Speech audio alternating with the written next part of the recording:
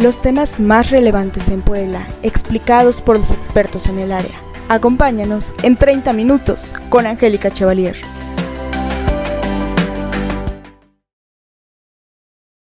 ¿Qué tal? ¿Cómo está? Bienvenido a una emisión más de 30 minutos con Angélica Chevalier. Me da mucho gusto saludarlo y darle la más cordial de las bienvenidas. Es así como empezamos esta transmisión y hoy vamos a tocar un tema que a todos nos incumbe porque de alguna manera en la familia, amigos o algún conocido tenemos que tenga diabetes. Y este será el tema por el cual hablaremos debido a que hoy es el Día Mundial de la Salud, hoy 7 de abril.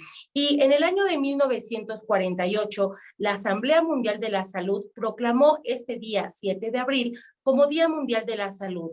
Esta fecha fue escogida en conmemoración a la fundación de este organismo y con la necesidad, por supuesto, de crear conciencia sobre todas las enfermedades mortales mundiales y crear hábitos sanos en las personas. Es por ello que nos hemos dado a la tarea de invitar a un diabetólogo y en este caso es el doctor Mauricio Enrique Campuzano Castañeda, quien actualmente también es médico adscrito al Servicio de Medicina Interna, tanto del IMSS como del ISSSTE aquí en Puebla. Doctor Mauricio, un gusto saludarlo. ¿Cómo está? Muy buenas tardes. Hola, buena tarde. Gusto en saludarlos. Bien, gracias. Doctor, pues un tema creo que importante porque como lo comentábamos al inicio, la diabetes ha sido uno de los padecimientos más problemáticos y más frecuentes en muchas personas de todo el mundo en general. ¿Qué le Sí, parece si empezamos con definir qué es la diabetes? bueno, la diabetes básicamente es la deficiencia de nuestro cuerpo. En unos organismos es para secretar la insulina y en otros normalmente es cuando la insulina que nosotros secretamos no es de buena calidad, no se deposita en todos los órganos que se debe de utilizar de manera adecuada y por ende empiezan las dificultades o problemas para la elevación de la glucosa. Doctor, en este caso, ¿cuáles serían los niveles normales de cualquier persona de azúcar en la sangre? Las guías americanas de la diabetes, que son básicamente en la que nosotros nos regimos, los niveles de glucosa óptimos en un individuo sano varían de 80 a 99 miligramos sobre decilitro con una determinación de glucosa en ayuno. De 80 a 90 miligramos, ok. A 99. A 99 Así miligramos. es. ¿Cuáles son, doctor, los factores de alguna manera que producen que una persona tenga o empiece con este padecimiento? Miren, básicamente es la herencia o la cuestión genética que pues es la causa obviamente más fundamental y en nuestro país pues obviamente lo que es el tipo de alimentación, el sedentarismo, los malos hábitos alimenticios que tenemos, etcétera. Básicamente esas serían los 3 o 4 factores principales para desarrollar diabetes. ¿Cuál sería entonces en este caso la alimentación que de alguna manera, por un lado, favorecería a las personas que ya les diagnosticaron diabetes y cuáles serían los medicamentos que les perjudicarían más en caso de que los consumieran de manera frecuente?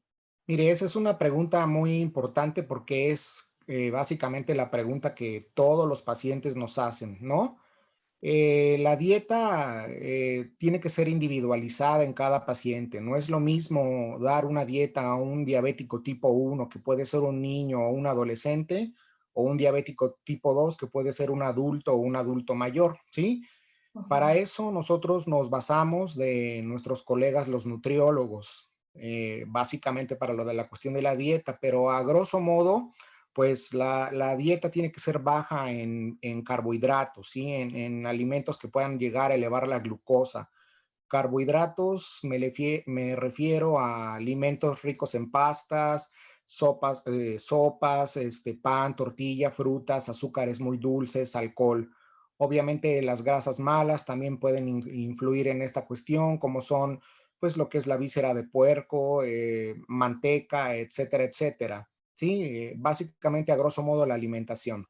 En cuanto a los medicamentos que puedan llegar a desarrollar alguna alteración en los pacientes con diabetes, básicamente son muy pocos los que pueden llegar a elevarnos las cifras de glucosa, sobre todo los glucocorticoides que se utilizan, por ejemplo, enfermedades autoinmunes como son la artritis reumatoide, el lupus eritematoso sistémico, etcétera, etcétera.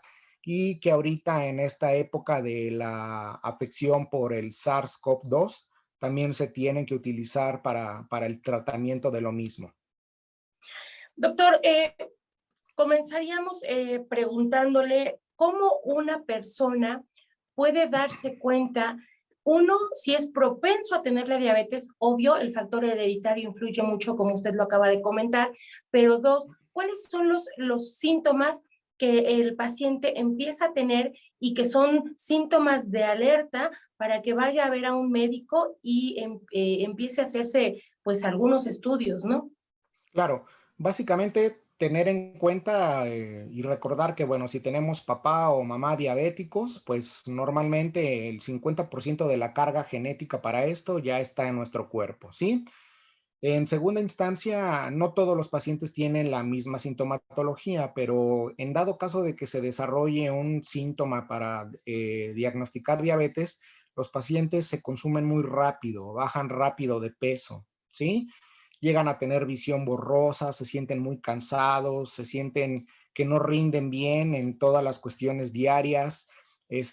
Obviamente también pueden llegar a tener muchas ganas de hacer pipí y en mucha cantidad e ir constantemente, boca seca. Básicamente esos serían los síntomas que uno puede más o menos asumir que se debe uno de hacer la prueba para la detección de glucosa.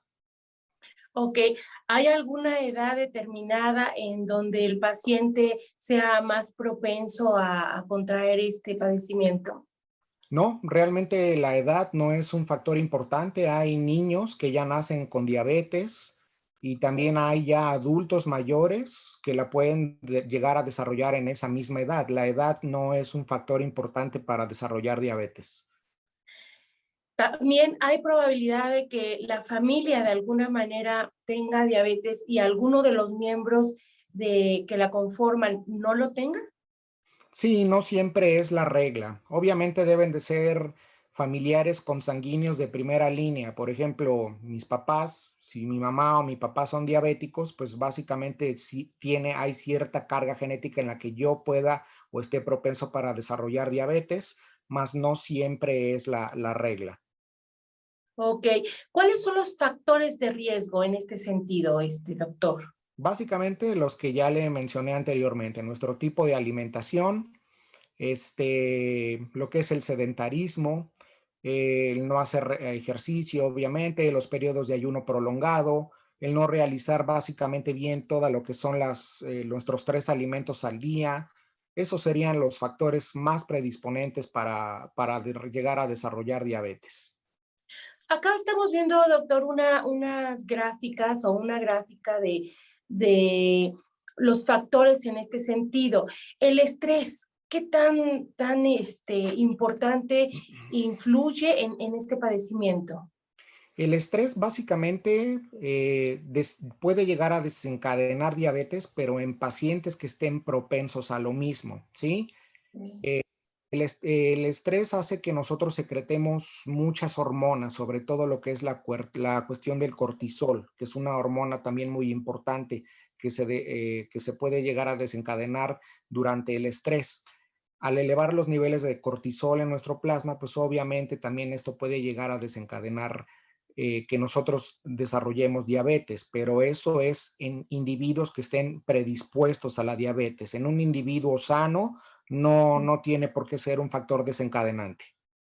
Vemos que también, bueno, usted ya nos comentaba la alimentación, el sedentarismo, estar de alguna manera sin alguna actividad física también es un factor.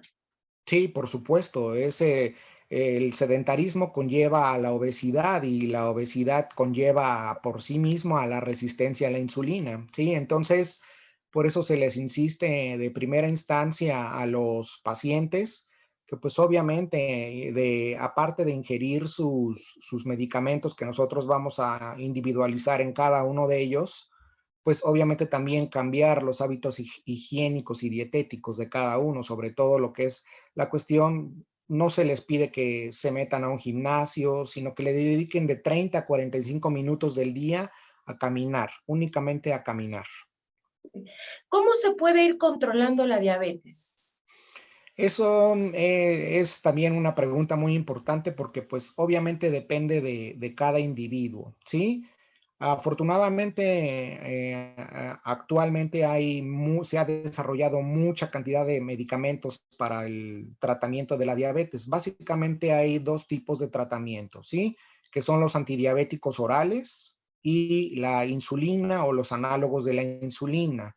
Entonces, cada paciente conlleva un tratamiento distinto, ¿sí? También nosotros, independientemente de la cuestión clínica, que es una cosa muy importante, nosotros debemos individualizar el tratamiento de cada paciente de acuerdo a la presentación clínica con la que llegue a nuestro consultorio y pues obviamente basándonos en otros factores como son apoyándonos con estudios de laboratorio, los niveles de hemoglobina glucosilada, el grado en que se ha consumido el paciente. Son varios medicamentos para el tratamiento de la diabetes. Doctor, ¿cuántos tipos de diabetes hay? Y se habla que algunos son un poquito o les da más a los niños y otro más a los adultos. ¿Cómo nos los pudiera explicar esta parte? Básicamente para la población en general existen dos tipos de diabetes. Diabetes la tipo 1, en la que básicamente es en los niños, ¿sí? Pues sí, básicamente es en los niños, en los que ellos, pues obviamente no hay la secreción de insulina a través del páncreas. Y la diabetes tipo 2, que se puede llegar a desarrollar en adultos jóvenes o en adultos a las edades progresivas, ¿sí? En donde ellos la cantidad o el tipo de insulina que secretan no es de buena calidad y por ello llegan a desarrollar diabetes. ¿A qué se debe la mala calidad de la insulina que secretan, de la que usted comentaba? ¿Hay algún factor en especial? Básicamente son cuestiones genéticas, o sea, eso es ya la predisposición genética que trae uno, pero por ejemplo, hablando de cuestiones externas que no tienen nada que ver con la genética, la obesidad sería el primer factor. Ok, ¿la diabetes tiene cura? La diabetes no tiene cura, la diabetes se controla. Actualmente la diabetes no se considera como una enfermedad, se considera como una condición. Realmente cuando se le da el diagnóstico a un paciente de diabetes, pues obviamente mucha gente se deprime, ¿sí? Porque dicen, bueno, ya esto es el final de mi vida. No, realmente no es así. La medicina ha avanzado mucho y afortunadamente ahora con el apoyo del nutriólogo, más toda la cantidad de medicamentos que hay para tratar a los pacientes con diabetes, todos los pacientes se pueden llegar a controlar, no hay paciente que no se controle y pueden llegar a tener la misma calidad de vida que un individuo sano. Doctor, ¿qué sucede con los pacientes que tienen, bueno, así que con la diabetes gestacional? La diabetes gestacional es una diabetes que, como su mismo nombre lo indica, que es inducida por el embarazo únicamente, ¿sí? Y que obviamente tiene que llegar a desaparecer una vez que se haya interrumpido el embarazo. Ahí básicamente el mecanismo son por cuestiones hormonales, ¿sí? ¿Puede nacer entonces un niño ya con diabetes? Así es, efectivamente. Y desde ese momento empezaría algún tratamiento para el bebé o desde el embarazo con la madre. El tener una mamá diabética, sin hablar Ujú, de la diabetes gestacional, ya podemos llegar a pensar que un bebé puede nacer con diabetes, ¿sí? ujú. Independientemente de las características también que pueda llegar a tener un bebé al nacer, que pueda ser un producto con mayor peso de lo habitual, un producto que tenga mayor tamaño que lo habitual. Sí, o sea, ya por ahí podemos empezar a sospechar que el bebé puede tener diabetes, ¿sí? El tratamiento básicamente en este tipo de individuos o los bebés, pues es independientemente de lo de la cuestión de la dieta, pues Ujú. sí, básicamente es la insulina porque es considerada como una diabetes tipo 1. ¿Cuál es la correcta aplicación ahorita que trata el tema de la insulina? ¿Cuál es su correcta aplicación por un lado y por el otro también la conservación como tal de este medicamento? Claro, mire, hablando de la insulina es hablar de un tema sumamente extenso. Hay muchos tipos de insulina, ¿sí? Hay insulinas que actúan, que tienen una acción rápida, hay insulinas de acción intermedia y hay insulinas de acción prolongadas. Normalmente la aplicación de la insulina, dependiendo del tipo de insulina que sea, la aplicación es subcutánea, es decir, por debajo de la piel. Ahora ya no hay tanto pierde con la aplicación de la insulina porque, bueno, ya existen muchos tutoriales en todas las páginas, en el Google, etcétera, donde puede uno ver tutoriales de cómo aplicar la insulina, ¿sí? También ya vienen mecanismos inteligentes para aplicárselas, son plumas que vienen con cartuchos ya precargados, ¿ok? Dependiendo del tipo de insulina, se puede aplicar antes del desayuno y antes de la cena o una vez al día a cualquier hora del día, pero siempre tiene que ser a la misma hora del día. ¿A qué se debe esto, doctor, que forzosamente sea a la misma hora? Normalmente tiene que ver por el tipo de vida que tenga la insulina en nuestro plasma, ¿sí? Por ejemplo, la insulina de acción intermedia puede tener una vida plasmática aproximadamente de 4 a 6 horas, comparándola con una insulina de acción larga, que normalmente tiene una vida media en nuestra sangre de 18 a 24 horas. Entonces, básicamente nos regimos en la vida media con la que funcione la insulina en nuestro plasma, o sea, en nuestra sangre. ¿La diabetes como tal, doctor, puede afectar o puede conllevar a otra enfermedad o algún otro organismo? Órgano más bien. Sí, claro, estamos hablando de las complicaciones crónicas. La diabetes acaba básicamente con todo, ¿sí? Con corazón, con riñón, con ojo, con la circulación arterial, con la circulación venosa. Es una enfermedad silenciosa y pues sí, obviamente sí puede llegar a desencadenar muchas complicaciones en muchos órganos. Doctor, ¿cuáles son los cuidados que debe de tener un paciente diabético? Obviamente la dieta, eso es lo más importante y pues es lo que cuesta más trabajo en este tipo de pacientes, ¿no? Aproximadamente el éxito en el tratamiento de la diabetes, el 70% es la dieta y lo demás es el tratamiento farmacológico. Ok, entonces pues la dieta es lo más importante y pues básicamente cambiar el estilo de vida, ¿sí? Lo que habíamos comentado anteriormente, dedicarle de 30 a 45 minutos al día para realizar caminata, ¿ok? Y aparte pues obviamente tener un buen apego al tratamiento médico. En consecuencia, si no se siguen todos estos pasos, doctor, ¿cuáles serían precisamente las complicaciones? Básicamente de lo que habíamos comentado hace unos segundos, son las complicaciones crónicas, ¿sí? Que son, en primera instancia, pues están las complicaciones cardiovasculares, infartos, eventos vasculares cerebrales, etcétera. Sí, la segunda complicación más importante, obviamente, pues es en el riñón, los pacientes que tienen nefropatía diabética, que al final, pues obviamente si esto progresa rápidamente, pues pueden llegar a requerir sustitución renal, es decir, diálisis. Básicamente esas son las complicaciones más importantes de la diabetes.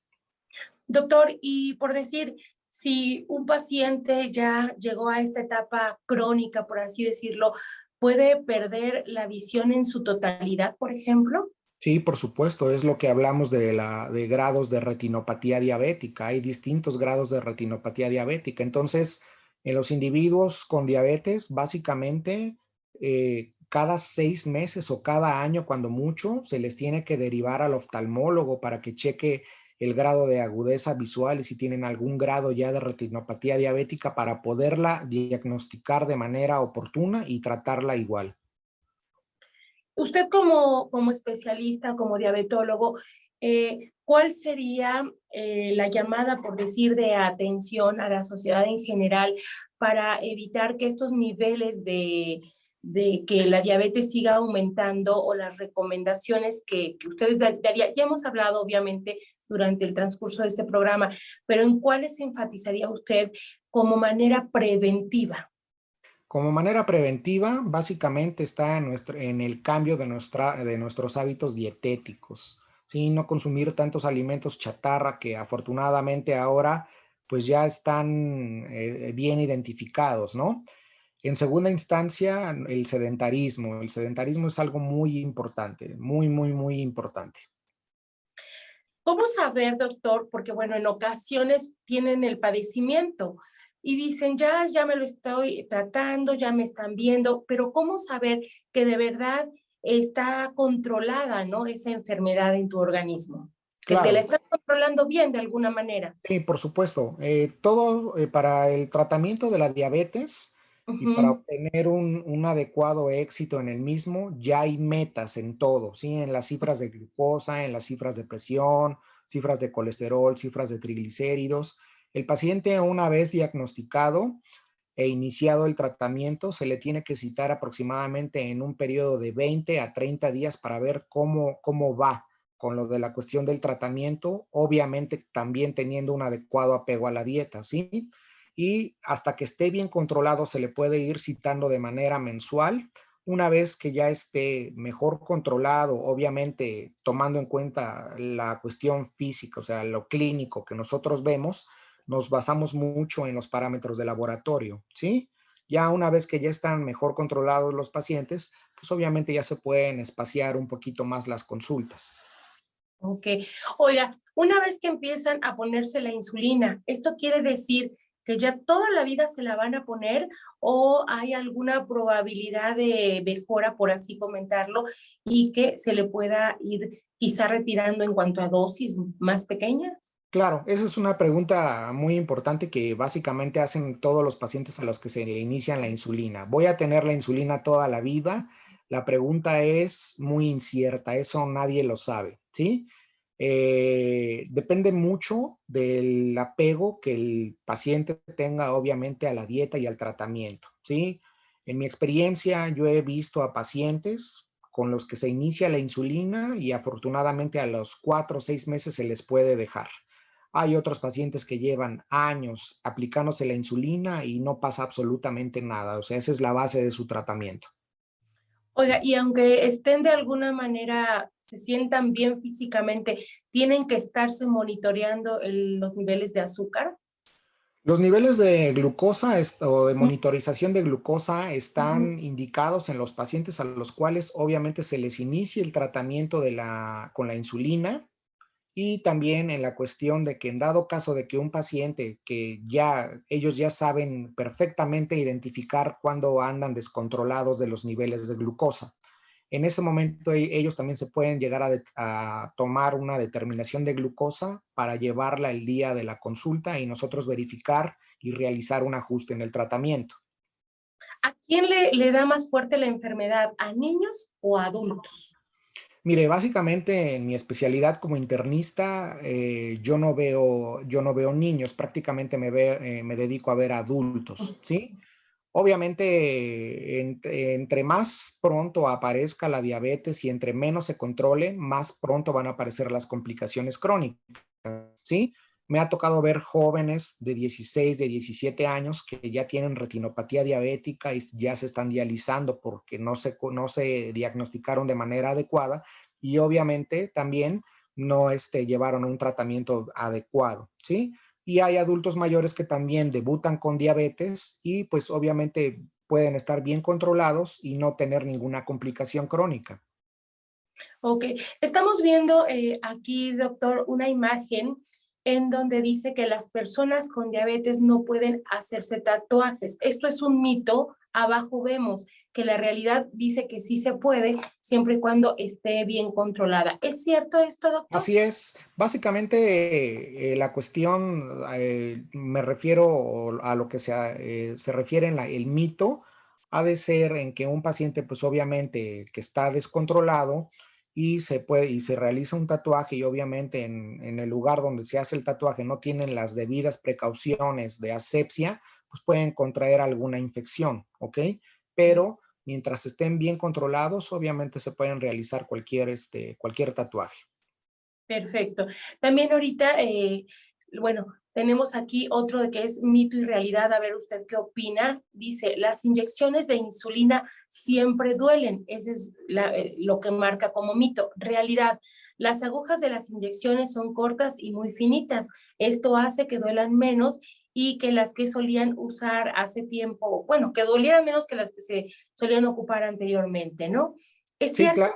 Sí, por supuesto, es un mito. Ahora la cantidad o bueno, el tamaño de las agujas para la insulina es mínimo comparado con el tratamiento de antes en los que pues obviamente era una aguja de mayor calibre, pero no duele la aplicación.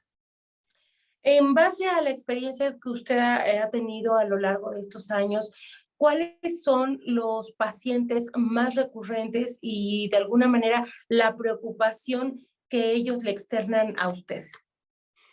Los pacientes más recurrentes, pues obviamente son los adultos reacios a la insulina, ¿sí? Que desde un inicio les dice uno, ¿sabe qué? Obviamente para estar mejor controlado requiere usted de la insulina. Eh, Ellos obviamente tienen mucho miedo por todos los mitos que se ha creado de la insulina, que si la insulina deja ciego, que si la insulina mata, que si ya prácticamente cuando uno les aplica la insulina ya es el fin de la vida de cada paciente. No, obviamente es lo que yo les comento. Ustedes les deben de tener miedo a la glucosa alta, a la insulina no. La insulina es un medicamento muy noble. Entonces hay que cambiar un poquito el switch en la forma de pensar de cada paciente para que en dado caso de que así se requiera en un inicio de tratamiento y que se requiera de insulina, pues lo acepten. Doctor, en una primera instancia, cuando alguien empieza a tener todos esos síntomas de los que usted nos hablaba, ¿a quién tienen que ver? ¿A un médico internista? ¿A un diabetólogo? O sea, ¿cuál es la primera instancia? De primera instancia, pues obviamente lo que es la medicina de primer nivel, los médicos familiares, pues obviamente están capacitados para llegar a desarrollar, a atender diabetes, perdón. Una vez ya diagnosticada la diabetes y en dado caso de que ellos no se les pueda controlar de manera adecuada, pues los pacientes pueden acudir con un internista o con un endocrinólogo. Ambos estamos capacitados para el tratamiento de la diabetes. Obviamente lo más importante en este sentido y que hemos venido repitiendo a lo largo de esta casi media hora, doctor, es la dieta. Por La dieta supuesto. es un factor fundamental para ya sea mejorar o ir de alguna manera controlando los niveles de glucosa, ¿no? Así es, así es. La dieta es lo básico. Perfecto. Doctor, pues para alguien que nos esté escuchando y que tenga interés en ponerse en contacto con usted, doctor Mauricio Enrique Campuzano Castañeda, ¿dónde lo podemos localizar? ¿Dónde lo encontramos para alguna consulta o alguna pregunta en este sentido? Claro, sí, está la plataforma de Doctoralia. Me pueden buscar así como doctor Mauricio Campuzano, internista y diabetólogo. También estoy en Grupo Médico Puebla en el Facebook. Mi teléfono es el 22 27 93 98 98. Mi asistente les puede agendar cita y con gusto lo podemos atender y resolver sus dudas. Doctor, finalmente, ¿qué tan caro sale un tratamiento para una persona diabética? Mire, los medicamentos actuales son caros, ¿sí? Obviamente sí son caros, pero son buenos, ¿sí? La medicina genérica de las instituciones, pues obviamente la mayoría son antidiabéticos orales de no tan de buena calidad. Yo siempre les voy a comentar a mis pacientes, los medicamentos genéricos o similares nunca de los nunca van a suplir la calidad de un medicamento de patente, o sea, de un medicamento, como lo dicen ellos, de marca, ¿sí? Obviamente depende de la condición económica de cada paciente y pues obviamente nosotros como médicos nos tenemos que adaptar a cada uno, ¿no? Porque de nada sirve que vayan a la consulta cuando obviamente pues están haciendo un sacrificio para pagar la propia consulta y uno les mande una receta que obviamente no van a poder seguir, no van a poder llevar a cabo. Nos tenemos que adecuar a la condición de cada paciente. Y ahora sí que la primera consulta, por obvias razones, que es una enfermedad que es controlada, pues ya se vuelve parte de la rutina y también parte del gasto que debemos contemplar, ¿no? Para darle un seguimiento adecuado a esta enfermedad como tal. Sí, es lo que yo siempre les digo a mis pacientes, no lo vean como un gasto, véanlo como una inversión en su salud, en que ustedes van a estar bien y en que pueden llevar una vida como la de un paciente sin diabetes. O sea, hay que hacer mucho énfasis en eso, que no lo vean como tengo que ir a gastar a la consulta, o sea, es una inversión en la salud. Es el hecho de sentirse bien, sentirse sano, y uno sintiéndose bien al 100%, obviamente va uno a rendir mucho más y va uno a ser más productivo, ¿no? En este sentido. Sí, por supuesto, es parte de esta cuestión. Obviamente en los pacientes que llegan todos descontrolados en la primera consulta, llegan todos desanimados, sintiéndose mal, uno les comenta, si usted lleva su tratamiento de manera adecuada, tanto en la dieta como en la cuestión del tratamiento farmacológico, usted en 2 meses va a ver el cambio. Y sí, o sea, llegan hasta sonrientes al consultorio. Pues doctor, estamos viendo sus datos para todas aquellas personas que quieran ponerse en contacto con usted. Le agradecemos infinitamente esta entrevista. Muchísimas gracias. Al contrario, gracias a ustedes por el espacio. Estoy a la orden. Gracias. Él es Hasta luego. el dietólogo doctor Mauricio Enrique Campuzano Castañeda. Y bueno, yo le agradezco de verdad el favor de su atención. Gracias por ver una entrevista más de 30 minutos con Angélica Chevalier a través de Facebook. Y si le ha gustado, dele me gusta, por favor, compártala. Y por supuesto, también nos puede decir cuáles son los temas que a usted le interesa para que en las siguientes entrevistas los estemos tratando. Le agradezco el favor de su atención, agradezco por supuesto en la producción a Denzel Hernández y sobre todo a usted. Que tenga una excelente tarde y nos vemos en la próxima entrevista. Mi nombre es Angélica Chevalier Ranova. Hasta la próxima. 30 minutos con Angélica Chevalier concluye por hoy. Te esperamos en nuestra próxima emisión. Sígueme en Twitter, @AngieCheva.